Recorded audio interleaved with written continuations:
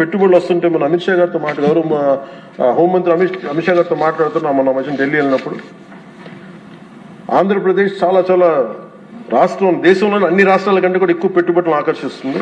దీని ఫలితాలు మీరు ఇంకొద్ది ఇప్పుడు కనిపించకపోయినా కానీ భవిష్యత్తులో మీకు చాలా అద్భుతమైన స్టేట్ కింద వస్తుంది అని చెప్పి మన అందరికీ మనస్ఫూర్తి వారి అభినందనలు తెలుసు.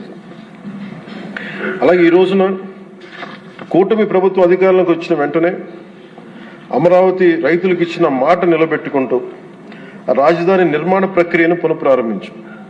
25 మే 2వ తేదీన గౌరవ ముఖ్యమంత్రి శ్రీ చంద్రబాబు నాయుడు గారి నాయకత్వంలో గౌరవ ప్రధాని శ్రీ నరేంద్ర మోదీ గారి చేతుల మీదుగా పునర్నిర్మాణం పనులు ప్రారంభించాం. మౌలిక సదుపాయాల అభివృద్ధిని వేగవంతం చేశాం.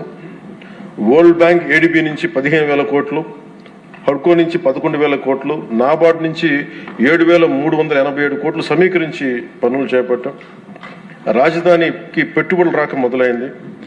ఒకేసారి 15 జాతీయ బ్యాంకులు తమ కార్యాలయాల ఏర్పాటుకి శ్రీకారం చుట్టాయి. మరో 28,000 కోట్లు పెట్టుబడులు వచ్చాయి.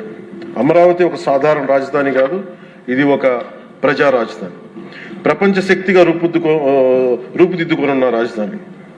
అమరావతి ఆంధ్రప్రదేశ్ రాష్ట్ర శాశ్వత రాజధాని.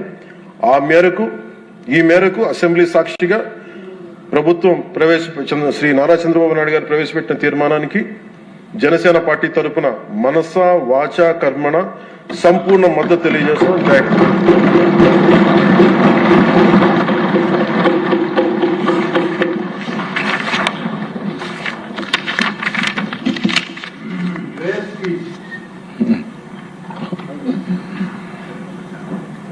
ఇప్పటి తీర్మానంపై జరిగిన చర్చకు